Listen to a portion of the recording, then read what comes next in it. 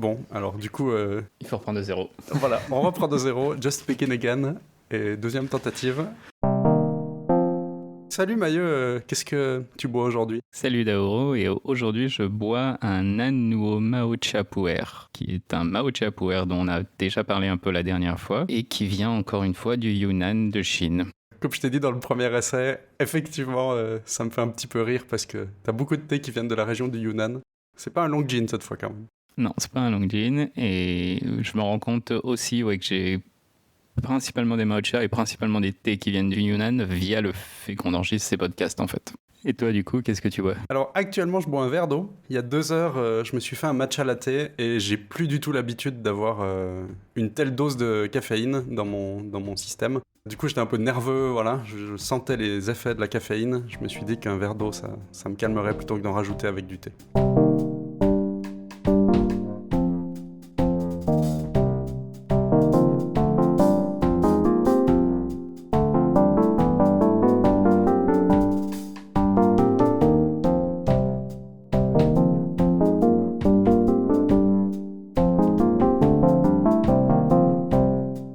Pour le sujet de l'émission d'aujourd'hui, dans la continuité du précédent, on va continuer de parler de travail à distance. On a trouvé plusieurs petits guides qu'on juge assez intéressants de parler à propos justement de comment organiser un peu son travail à distance, comment préparer des réunions à distance efficaces. Mais avant tout ça, il y a quelques semaines, il y a eu une conférence à distance, RemoteCon, qui parlait justement du travail à distance. Je l'ai suivi en direct. Toi, je crois que tu attends d'avoir le temps de pouvoir regarder un petit peu des replays. Il y en a un qui t'intéressait plus qu'un autre? Principalement celui dont le speaker travaille à GitLab, parce que c'est l'une des plus grosses boîtes qui est entièrement remote au monde, et qui l'est depuis sa création. Donc ils se sont directement démarrés comme ça, il a fallu qu'ils pensent tout autour de ça. Leur méthode de travail est quand même adaptée à la création logicielle, mine de rien. Et donc c'est pour ça que ça m'intéresse pas mal. C'était effectivement une conférence qui était assez intéressante, où ils ont présenté la mise en place du travail à distance, avec entre autres leur grosse documentation qui fait plus de 5000 pages, parce que ça fait partie des thèmes qui revenaient assez régulièrement. L'importance de communiquer tout azimut, de se répéter, de paraphraser, d'utiliser différents styles, de faire des références croisées. Et c'est justement un peu leur but de leur guide du travail à distance, c'est de surdocumenter le tout. Évidemment, tout le monde n'a pas pour but de tout connaître. Par contre, il peut y avoir des références qui sont faites au fur et à mesure du temps dans ce guide. C'est un peu une de leurs manières de faire. C'était très intéressant, l'explication de leur voyage, avec les écueils qu'ils ont eus, comment ils les ont un peu surmontés, quelles stratégies ils ont. Ouais. Un autre truc qui revenait, dont on a aussi parlé, c'était le fait que le travail à distance, on l'a déjà dit, mais c'est un processus permanent à adapter. Donc il faut tester et construire là-dessus. Donc ça, c'est un peu des choses qui ressortaient d'ailleurs dans plusieurs conférences dont ont eu lieu à RemoteCon, qui étaient assez chouettes, je dois dire, dans l'ensemble. J'ai trouvé ça bien sympa. Toi du coup t'as vu absolument tout? Ouais, j'ai tout suivi, ouais. Plus ou moins à regret parfois. C'était quand même assez long sur la durée. En termes de concentration sur certains talks de la fin, j'avoue que j'étais un petit peu fatigué pour prendre des notes, c'était un peu compliqué. Et puis bon, il y a effectivement quelques thèmes qui de temps en temps m'intéressaient un petit peu moins, que j'aurais plus rapidement pu trier si j'avais fait ça en replay plutôt que d'être en direct. Oui. Mais bon, l'exercice était sympa. Et puis ça permettait un peu de voir comment ils géraient l'organisation du truc à distance. Pour une première édition, en tout cas, c'était pas mal, je pense. J'espère qu'il y en aura d'autres, et je me réjouis de voir la suite. Un autre truc dont ils ont parlé, il faut plus forcément mesurer les résultats par rapport à la présence, mais faire confiance un petit peu aux gens et mesurer la qualité du travail justement grâce aux résultats des gens.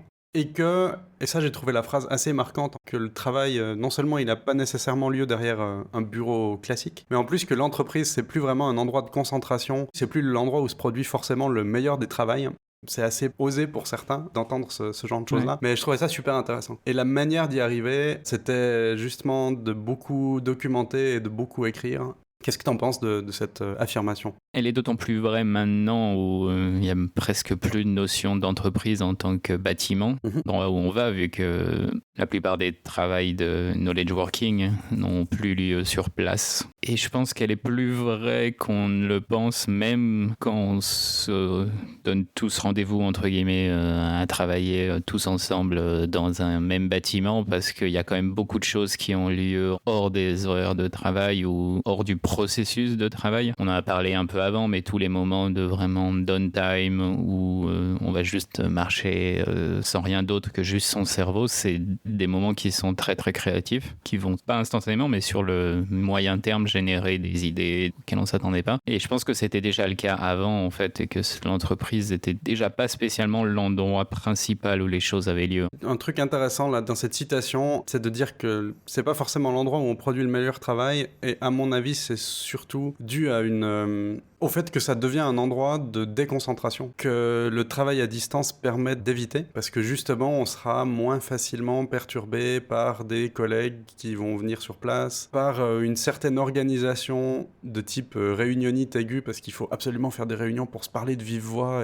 Et justement, le travail à distance force à devoir, pour que ça marche, être plus concentré, à beaucoup plus documenter les choses, et avoir une clarté qui soit plus explicite que juste des paroles comme ça. Le fait qu'on soit forcé vraiment de travailler à distance, ça force en fait la mise en place de vrais processus de documentation, parce que c'est le seul moyen de conserver l'information quand on n'est pas tous dans la même pièce en fait. Quand on est tous dans la même pièce, on n'a pas forcément besoin d'autant de documentation parce que l'information peut se propager plus rapidement à plus de personnes. Des fois, à des gens qu'on n'a pas forcément besoin, mais il y a une espèce d'information latente qui existe. On sait qu'il y a ça et ça, mais dès qu'on est séparé, cette information, elle n'existe plus du tout. Ce qui pose des problèmes simplement parce que des fois, les personnes ne sont pas là pour certaines réunions où on croit qu'on a dit quelque chose, ou même on l'a dit par oral, mais ça n'a pas forcément été noté, les gens l'ont pas retenu et après, il faut refaire plus de réunions pour remettre tout le monde au clair, alors que si ça avait été mieux documenté dès le début, ça marchait mieux. Ouais.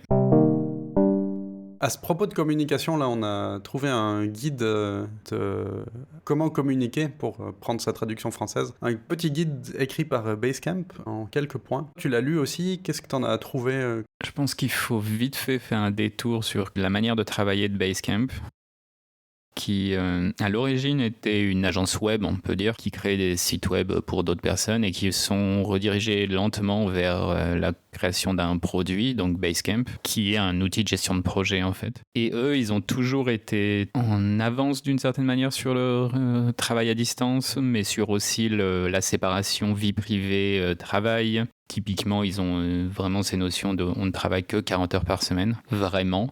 Les gens se font pas vérifier pour tu travailles pas assez, mais plutôt tu travailles trop et arrête de bosser, va prendre des vacances. Effectivement, assez rare. Donc ils ont toujours été un peu protectionnistes du travail des gens pour permettre à ce que les personnes travaillent le mieux dans les meilleures conditions, mais aussi sachant que le seul moyen de faire ça, c'est aussi d'avoir une vraie vie privée à côté qui est une séparation complète du travail. Et parmi ça, du coup, ils se sont rendus compte que à distance, comme ça forçait la communication écrite et asynchrone, au final, ça permettait d'avoir des discussions qui étaient sûrement plus lentes, mais beaucoup plus argumenté et beaucoup plus réfléchi, parce que forcément quand on veut écrire quelque chose pour faire passer une idée, c'est beaucoup plus facile de le faire à l'oral, on peut rapidement corriger, puis repartir sur un autre point, etc. etc. Alors dès que c'est à l'écrit, ça force à ralentir et à se demander qu'est-ce qu'on est en train de faire aussi, etc. Ne serait-ce aussi que par le débit d'expression, on s'exprime quand même beaucoup plus rapidement à l'oral qu'à l'écrit. Ça prend plus de temps pour écrire, donc on a aussi plus de temps disponible pour réfléchir sur ce qu'on est en train d'écrire.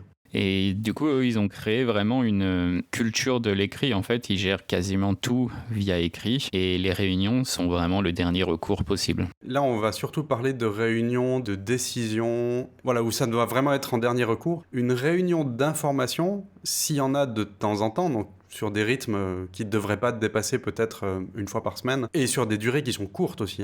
Dans ce cas-là, c'est tout à fait OK, parce que ça peut faciliter la transmission de communication, de faire une réunion d'information pour dire c'est une personne qui va communiquer des infos à plusieurs autres, toujours en ayant une référence écrite derrière quand même. Ça, c'est OK. Par contre, des réunions en audio ou en vidéo pour prendre des décisions, c'est vraiment à faire normalement qu'en dernier recours. C'est beaucoup plus efficace d'avoir d'autres méthodes pour prendre ces décisions-là. Oui, Ouais, et dans des cas aussi plus créatifs, typiquement les brainstorms, ce type de choses, ça fonctionne beaucoup mieux quand on le fait en face à face ou au moins vidéo, audio, parce que justement on peut très rapidement balancer des idées, réfléchir à des choses, faire un ping-pong, mais ensuite il faut que les choses soient derrière documentées. Ça fait pas partie du guide de How to Communicate, mais je sais que à Basecamp ils ont un processus comme ça où au début d'un projet ils vont d'abord mettre 2 ou 3 personnes dans la même pièce maximum qui vont faire le brainstorm de ce qu'ils veulent faire, et ensuite il va y avoir une documentation qui va sortir de ces décisions-là. Mais c'est vraiment un cas précis, et c'est un cas où si on compare les deux solutions, c'est évident que la solution d'être synchrone avec plusieurs personnes au même endroit en communication visuelle et orale est bien supérieure à l'écrit dans ce contexte-là. Simplement, d'après leur manière de travailler, l'écrit est supérieur pour tous les autres contextes quasiment. Ce que je retiens à ce propos-là du guide, des écrits conservés, qui sont de la documentation, ça consolide les pensées, ça met les choses au clair alors que tout le reste va un petit peu se perdre. Il propose aussi de documenter plutôt de manière exhaustive et d'éviter les listes à puces pour éviter des problèmes de compréhension, pour éviter des non-dits, des sous-entendus qui seront mal compris, voilà. En plus de ça aussi, l'écrit va aider tout le monde, y compris des futurs employés, alors que la parole, chat compris de nouveau, la parole, ça n'aide que les personnes qui sont présentes et qui étaient là au bon moment. Et on peut pas forcément s'y référer facilement, on va pas retrouver tout ça. Voilà. En écrivant ces décisions à un endroit où on sait que c'est là où les décisions sont prises, c'est là où il y a des discussions qui ont lieu. Le simple fait de faire ça crée toute l'histoire de ces décisions, et puis si quelqu'un arrive dans l'entreprise 3 ans après, il va avoir accès à exactement la même information. Ce qui est intéressant aussi, c'est que ça permet d'utiliser l'hypertexte, c'est-à-dire qu'on peut faire des références croisées dans tout ça. Dans un document peut-être récent, on va pouvoir faire référence à un document qui existe depuis 2, 3, 10 ans, et l'information est là, elle s'est pas perdue. Et elle est retrouvable. Et ils insistent aussi sur le fait que les choses doivent être au bon endroit. Et donc, si on discute d'un sujet précis, la discussion doit faire partie de ce sujet. Dans Basecamp, qui est aussi l'outil que eux utilisent directement, quasiment tout est commentable. Grâce à ça, s'il y a une discussion qui a eu lieu il y a 3 ans, dans cette décision ou discussion, il va y avoir des possibilités de commenter exactement là où on dit « bah non, ce point-là, il est peut-être pas si bien maintenant, il faudrait voir à changer ». Ce qu'ils appellent communication spatiale, il me semble. Ça fait aussi partie de choses qui sont importantes, parce que si on a tendance à trop éclater l'information, même si elle est liée entre elles, ça aussi dilue tout en fait. J'aimais bien leur histoire de communiquer au bon endroit, ce qui correspond sûrement à cette communication spatiale dont tu parles, où ils disent que un message au mauvais endroit pourrait tout aussi bien ne pas exister, parce que justement il sera pas lu, il sera pas pris en compte, il sera oublié. Ce qui est effectivement important d'avoir un bon message, mais aussi de le placer aux bons endroits pour qu'on puisse le retrouver.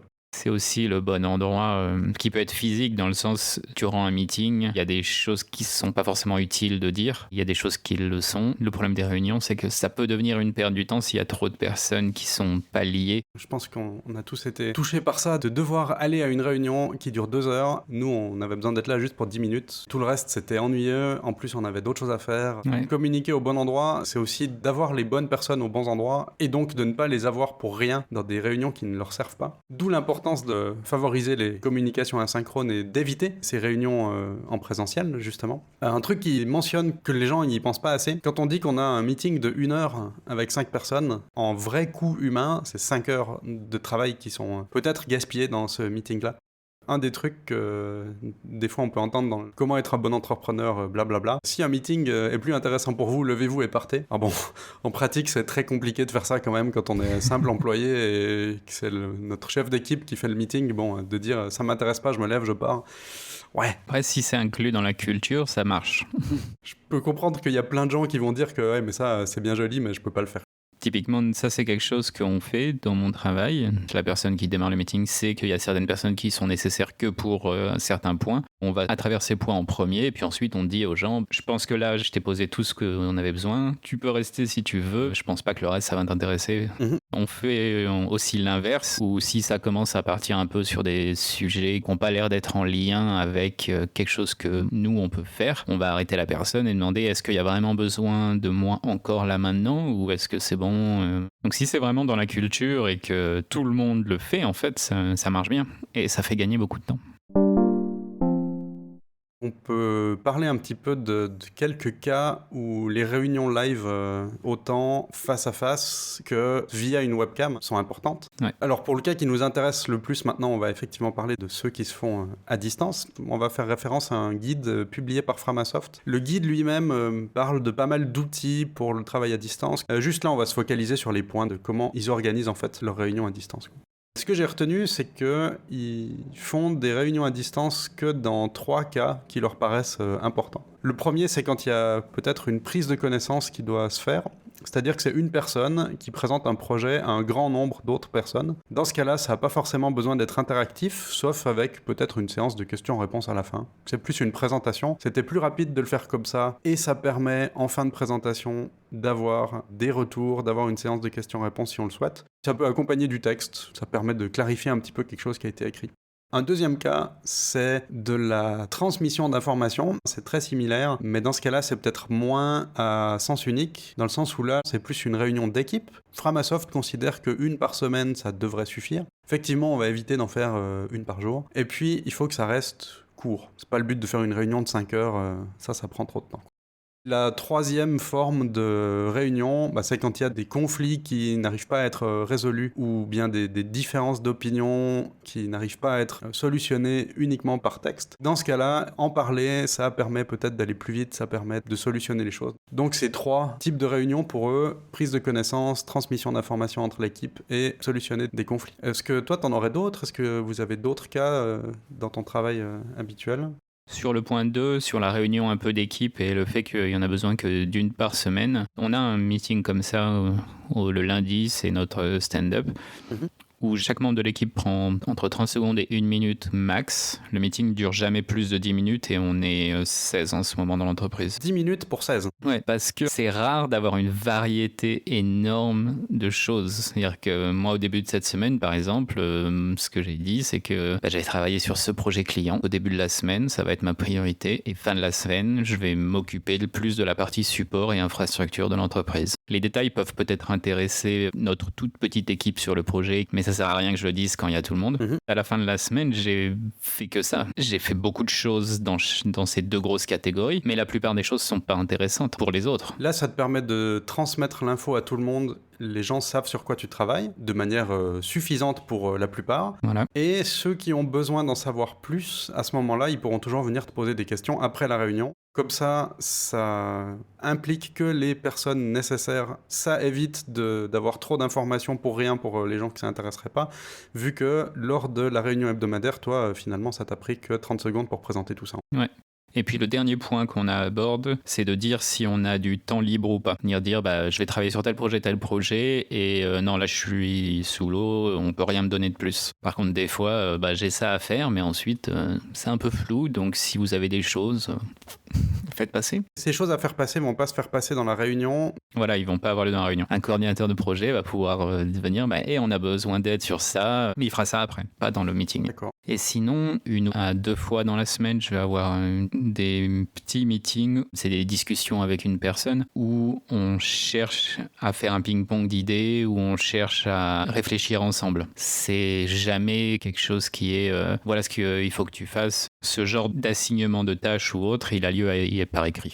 Et ça, vous le faites au besoin ou c'est plus ou moins prévu dans le planning de la semaine? Ouais, c'est au besoin. Par exemple, cette semaine, on voulait faire des redirections d'un ancien site client à un nouveau site client. J'ai pris contact avec le développeur principal du projet. On a pris 15 minutes pour dire voilà, qu'est-ce qu'on va faire techniquement. Et à la fin, moi, je fais cette partie, toi, tu fais cette partie. On a documenté ça par écrit dans notre issue tracker. Et ça s'est décidé un peu le matin même. En fait, j'ai vu que j'allais avoir besoin de son avis. Donc, je lui ai envoyé un message en disant t'es libre cet après-midi autour de telle heure. Il m'a dit oui. Je lui ai envoyé une invitation dans son calendrier et puis c'était réglé. Très bien. Ça, je sais que c'est des choses que Basecamp typiquement évite de faire. Parce qu'eux, ils auraient dit que vous auriez pu solutionner ça par écrit. Ouais.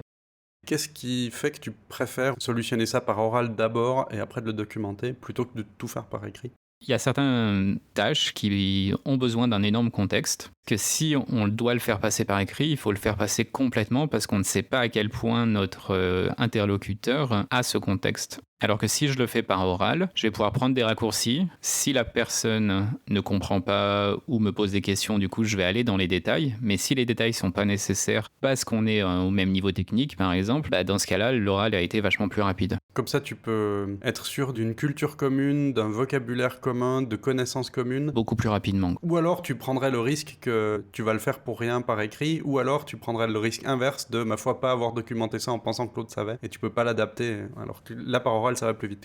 Et puis dans la documentation finale qui sort de ça, dans certains cas, c'est intéressant de documenter certains points de discussion. Typiquement, on a pensé à ces solutions-là, mais on a choisi que celle-ci. Et pourquoi ? Il y a des cas de figure où c'est pas spécialement intéressant de documenter ça, mais la plupart du temps, en fait, c'est utile. Au final, pour ces réunions petites, c'est quand même assez bien cadré. C'est-à-dire que vous le faites que quand il y a un réel besoin et en gardant en tête le fait qu'il va y avoir de la documentation derrière, qu'il ne faut pas déranger les gens pour on va lancer des discussions à tout va, que ça va rester court et pas prendre 3 heures. Enfin, voilà, il y a quand même ce cadre-là. Des fois, en fait, ça n'a même pas lieu. J'ai un exemple en tête. Quelqu'un voulait discuter avec moi pour un problème similaire, m'a mis un meeting la semaine suivante du jour où j'ai vu ça. Et en fait, résoudre le problème, ça m'a pris 3 minutes. Donc j'ai résolu le problème et puis on a annulé la réunion. Et puis moi, j'ai expliqué le problème rapidement par écrit parce que là, c'était suffisamment facile de le faire par écrit. Donc il faut aussi pas avoir peur d'annuler les choses et de les remplacer s'il n'y en a pas besoin.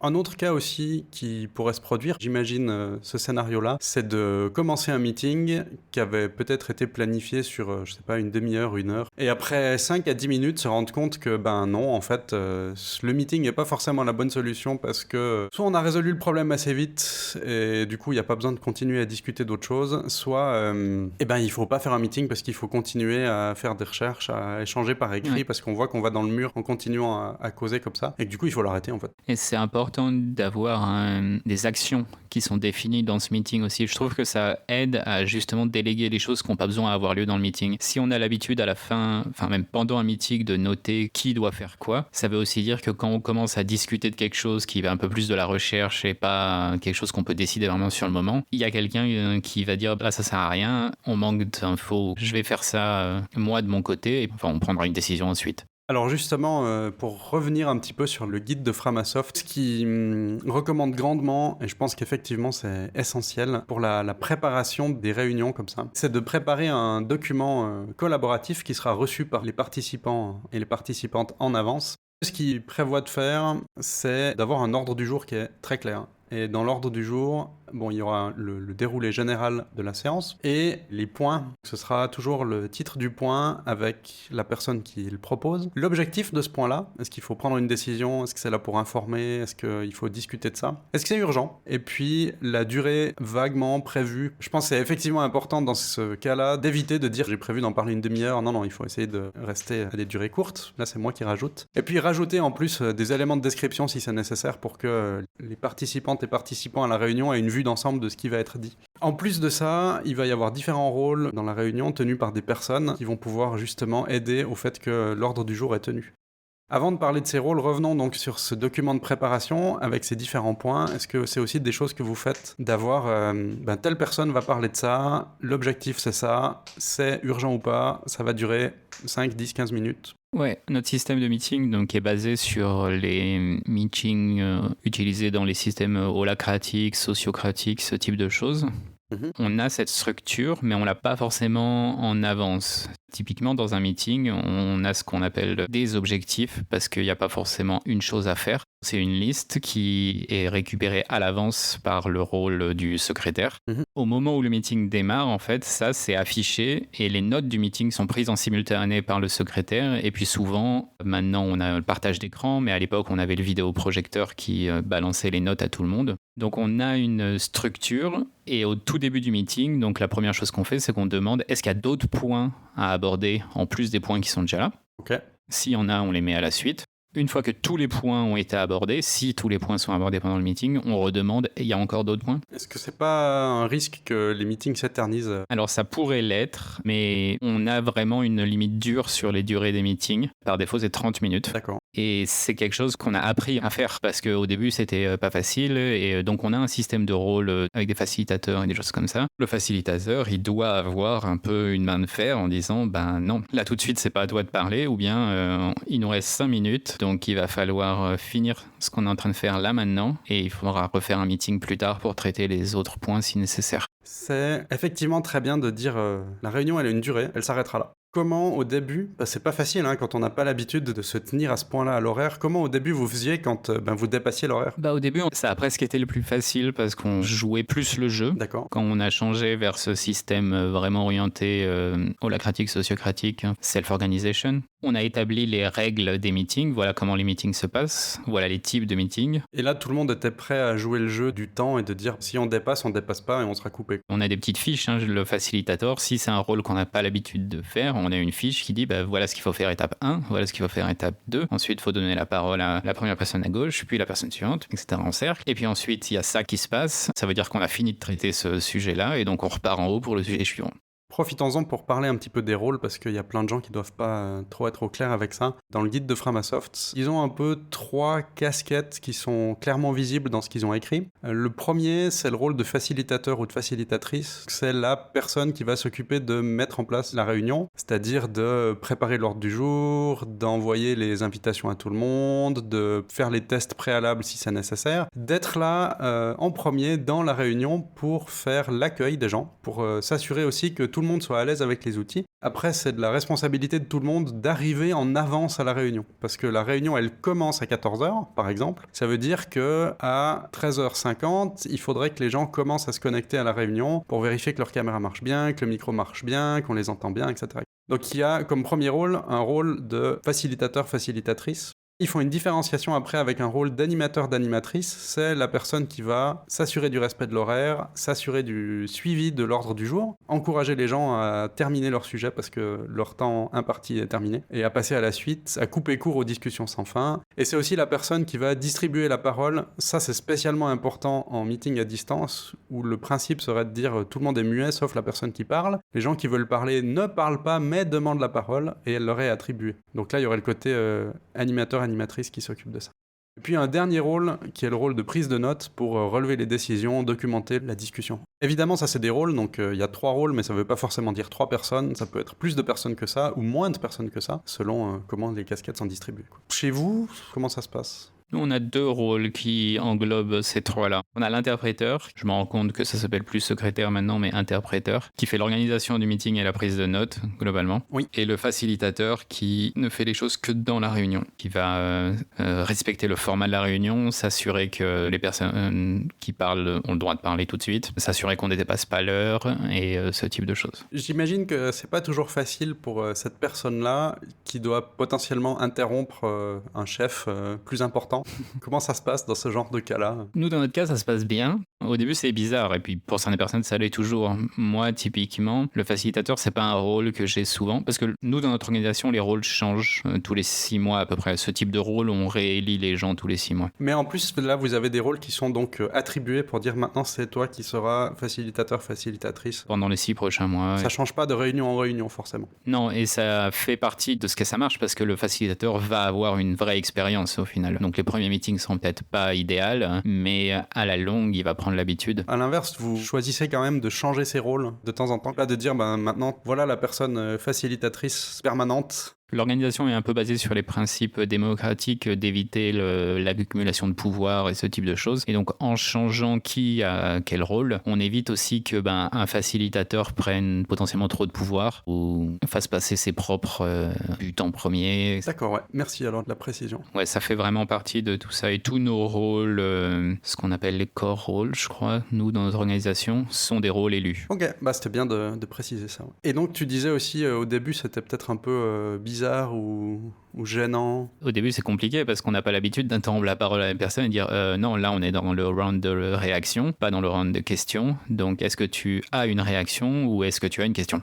Et comme là, c'est le round de réaction, non, j'ai pas de réaction. Ok, très bien. On passe à la suite. personne suivante. Ce qui n'est pas forcément évident justement quand on est un employé et qu'on doit dire ça à son chef. En même temps, quand on est dans un contexte où vraiment tout le monde suit ça, en fait, ça se passe très bien parce qu'on comprend pourquoi. C'était l'un des trucs que je disais au tout début, c'est que au tout début, quand on a mis en place ce système, j'ai l'impression qu'on était encore plus rigide avec les règles. Et en fait, on a des meetings qui étaient hallucinants, où en 30 minutes, on traitait 13 points différents. À la fin, il y avait des actions définies, chacun avait ses tâches, et puis c'était réglé, quoi. Alors qu'avant, ça aurait été impossible. Est-ce que tu pourrais juger un petit peu de la réaction des gens, de leur ressenti par rapport à... Est-ce qu'ils trouvaient ça trop autoritaire? Est-ce que c'était du coup extrêmement froid et que ça leur plaisait quand même pas et que les règles se sont assouplies? Ou au contraire, tout le monde était extrêmement surpris mais satisfait par cette discipline? C'était plus surpris, satisfait, on va dire. Il fallait s'habituer aussi à se faire potentiellement couper la parole par le facilitateur. Mais les premières personnes qui ont facilité, c'était un peu des gens qui avaient l'habitude, on va dire, de faire ça. Et donc qui faisaient ça de manière bien. C'était une main de fer dans un gant de velours, quoi. Ouais, d'accord. Mais une main de fer quand même. Vous avez pas eu trop de problèmes peut-être d'ego ou d'énervement ou... Pas à ma connaissance. Il y a peut-être eu des meetings qui sont mal passés, mais je crois même pas parce que justement dans les 6 mois après avoir mis en place ça, il y avait plusieurs personnes qui du coup s'étonnaient qu'on n'ait pas eu ce type de grosse problématique en fait, où il y a des gens qui disent bah non ça va pas, c'est n'importe quoi, on peut rien faire. C'était plutôt tout le monde était vraiment aligné dans le ça aide vraiment à faire des meetings efficaces et prendre des décisions efficaces. C'est quelque chose qui peut surprendre beaucoup de gens en disant mais avec une telle structure ça va pas passer parce que les gens ont pas l'habitude d'être autant peut-être restreints mais effectivement comme ça nous permet d'éviter ces meetings de l'enfer qui n'en finissent pas, qui sont absolument pénibles, dont on sort tous crevés et qu'on aurait bien envie que ça n'ait pas lieu. Clairement les avantages de ces restrictions et de cette discipline sont tellement importants que je peux comprendre que par après tout le monde soit content du résultat, mais je suis quand même surpris que ça se soit passé avec aussi peu d'efforts parce qu'il y a des gens qui aiment bien parler et s'entendre parler. On n'en avait pas trop apparemment. Maintenant, on a un peu un système hybride entre ce que Basecamp proposait et ce que Framasoft propose là. De plus en plus de cercles dans l'entreprise qui d'abord détaillent toutes les propositions par écrit et ensuite les assignent à l'ordre du jour d'un meeting. D'accord, ouais. Ce qui fait qu'on sait quand on vient dans un meeting quels points vont être abordés et on a été prévenu à l'avance qu'il faudrait qu'on le lise, il faudrait qu'on y réfléchisse. Comme ça, pendant le meeting, on traite vraiment les choses qui ne sont traitables que plus facilement. Un peu les points qu'on revenait avant sur poser des questions plus sur le contexte, sur les choses qu'on peut faire passer plus rapidement à l'oral. Mais au moins en amont, quand on arrive, on a déjà une idée de ce qui va se passer et on a réfléchi au problème, on réfléchit pas sur le moment. Donc c'est une espèce d'intermédiaire entre ce que fait Basecamp et ce que fait un peu la Framasoft. On revient toujours un petit peu autour du même sujet, qui est cette histoire de documentation et de communication écrite. Ça permet une préparation, de l'avoir fait plus ou moins chacun de son côté, ou en collaboration, mais en collaboration écrite. D'avoir documenté un meeting à venir de manière très claire et assez stricte, que les gens en aient pris connaissance, ça permet justement de faire que ces règles de limitation qui sont en plus mises en place et facilitées par certains rôles rend le meeting le plus court possible, mais aussi le plus efficace possible. Parce que c'est pas une interruption spontanée des gens ou quelque chose de prévu par défaut tous les lundis matins, puis vous venez avec ce que vous voulez, puis on va bien discuter. Bah non, justement, dans ce mode de fonctionnement-là, il y a plus de travail avant une réunion, sauf que dans l'ensemble, tout ce qui ressort de la réunion, comme c'est plus court et plus clair, ça fait gagner du temps au total. Oui, et puis le travail, il est dépendant de ses rôles, dépendant de nos connaissances du sujet. On n'a pas à subir la même heure de contexte dans une réunion. Donc, si quelqu'un doit exposer un contexte pendant 1 heure pour que les personnes puissent ensuite prendre décision, selon de quoi on parle, j'ai peut-être pas forcément besoin d'autant de contexte que quelqu'un d'autre. Et là, comme c'est par écrit, peut-être que ma préparation à moi, ça va être 5 minutes. Celle d'une autre personne, ça va être 30 minutes. Au final, on n'a pas dépensé autant de temps parce que l'idée, c'est pas non plus de transformer le temps qui était du temps de meeting en temps de préparation. Au début, ça peut l'être un peu parce que écrire, c'est quand même plus lent. Mais globalement, j'ai l'impression que le temps global est réduit, même si l'écrit prend plus de temps. De faire tout ça sur la semaine, sur le mois, sur l'année de travail, ça réduit énormément de travail inutile qui n'a pas lieu. Et en plus, un bonus qui est pas forcément quantifiable comme ça, mais ça donne beaucoup plus de sens au travail. Parce que justement, on n'est pas là pour rien. On a fait que la préparation qui était nécessaire pour nous avant. On va suivre que ce qui est vraiment crucial pour nous sur le moment. Et après, on va documenter ce que nous, on a besoin de documenter, ce qui nous a été assigné. Mais c'est pas de la perte de temps pour tout le monde. Chacun est plus concentré sur vraiment vraiment ce qui est utile et ce qui fait sens. Et les meetings sont extrêmement denses suite à ça. Quand on sort d'un meeting comme ça, on a vraiment l'impression d'avoir fait quelque chose qui était utile en fait. On était dans un meeting qui a servi vraiment à quelque chose et quand on en sort, on sait que les choses sont correctement assignées à chacun, etc. Ce qui est aussi extrêmement motivant et donc potentiellement ça aide aussi à maintenir une certaine productivité parce que justement voilà, on a envie donc on va pas commencer à traîner n'importe où, faire n'importe quoi qui ne sert à rien. Et... Donc au final tout ça, même en prenant une vision très orientée rentabilité de la part de managers ou autres, finalement c'est rentable de faire ce genre de choses. Pour une fois qu'on peut utiliser rentabilité dans le bon sens du terme, ça me fait plaisir. Est-ce que tu aurais quelque chose à rajouter par rapport à ces réunions-là ? Initialement, quand on a migré vers ce système d'auto-organisation, il y a eu un pic dans les meetings. C'est-à-dire qu'on a eu plus de meetings, donc plus de temps passé là-dedans. Mais parce qu'initialement, il y avait beaucoup plus de choses à régler aussi. Il fallait mettre toute une nouvelle structure en place. Ce qu'il faut vraiment faire, c'est régulièrement réfléchir à est-ce qu'il y a toujours besoin de ces meetings. Quand on a créé le système, on était parti sur chaque cercle se rencontrer toutes les semaines, ce qui est énorme. D'accord. On avait 6 cercles, je crois. Ça faisait 6 meetings par semaine. 6 meetings, mais avec des gens croisés entre, parce qu'on peut être dans plusieurs cercles. Et là, je parle vraiment de la partie organisationnelle de l'entreprise, parce que c'est même pas les meetings opérationnels. Ah oui, ça fait vraiment, vraiment beaucoup. Il y en avait besoin parce qu'on avait énormément de choses à comprendre, énormément de décisions à faire. Par contre, très rapidement, au bout du premier trimestre, on a commencé à dire, non, ça sert à rien de faire des meetings toutes les semaines. Certaines choses, on s'est rendu compte quelle était la séparation des choses entre qu'est-ce qui marche bien en asynchrone et qu'est-ce qui marche mieux en meeting. Et donc, à partir de là, on a commencé à les réduire. Maintenant, le rythme actuel, c'est plus un mois pour les meetings organisationnels de chaque branche. Beaucoup de décisions se font en asynchrone. C'est encore d'autant plus important ce changement de rythme dont tu parles dans la période actuelle, où effectivement, si on va vraiment travailler, faire tous ces meetings à distance complètement, donc via des systèmes de visioconférence, c'est d'autant plus important de ne pas en avoir trop, parce que sinon on s'y perd vraiment. Mais en même temps, ça va être dur, à mon avis, de limiter aussi, parce que le changement est tellement fort qu'il va falloir faire une transition, en fait. Ce qui rejoint un des points qu'on citait au début, c'est de dire que le travail à distance, finalement, c'est toujours un processus qui va s'adapter en permanence et qu'il faut ajuster par rapport à ce qu'on voit. Donc évidemment, en mettant ça sur pied au début, on va peut-être avoir trop de meetings, comme tu parlais, et au fur et à mesure, on peut les baisser en se rendant compte que, ok, ça faisait un petit peu trop. Au fur et à mesure, il y a de moins en moins de choses à faire. On arrivait dans des meetings où, en fait, il y avait un seul sujet à traiter, qui était traité en moins de 5 minutes, et ensuite, tout le monde se barrait. Alors qu'il y avait peut-être une demi-heure qui avait été prévue. À la longue, on s'est dit, non, ça va pas, quoi. On n'avait plus rien à traiter, donc on a ralenti les rythmes, et puis comme ça, on faisait moins de meetings, mais ils étaient de nouveau plus denses. Et dans la branche que moi je gère, on n'a plus de meetings quasiment, parce qu'on a tellement peu de choses organisationnelles à faire, qu'on le fait la plupart du temps en asynchrone, ou on le fait en demande. De nouveau, ça rejoint le point de, idéalement, il faudrait avoir pas de meeting, c'est-à-dire le moins possible. C'est bien ce que vous avez réussi à faire. Ouais.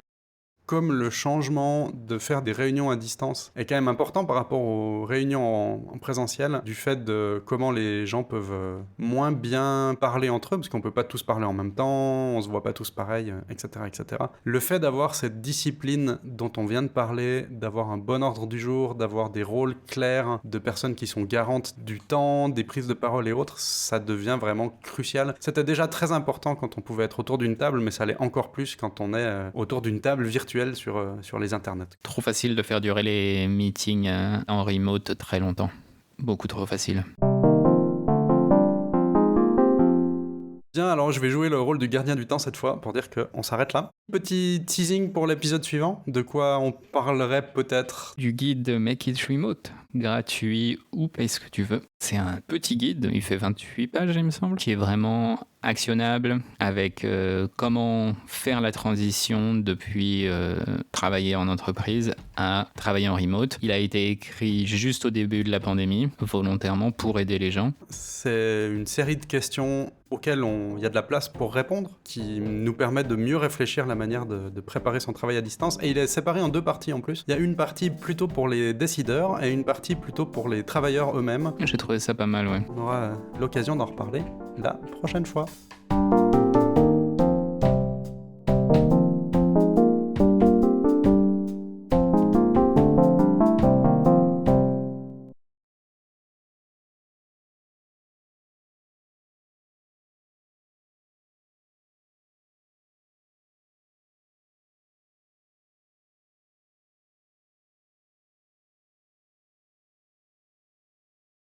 J'espère que ton enregistrement ne s'est pas arrêté au milieu. Non, non, là tout marche depuis le début et j'ai aucun grésillement dans les retours. Je vais arrêter Mumble. J'ai toujours la voix synthétique de Mumble, mais qui me lit en français des choses anglaises, donc c'est toujours très rigolo. Recording stopped. Le mieux, c'est quand j'enlève le muet du micro ou bien le muet du casque, où il me fait Unmuted and indeafened.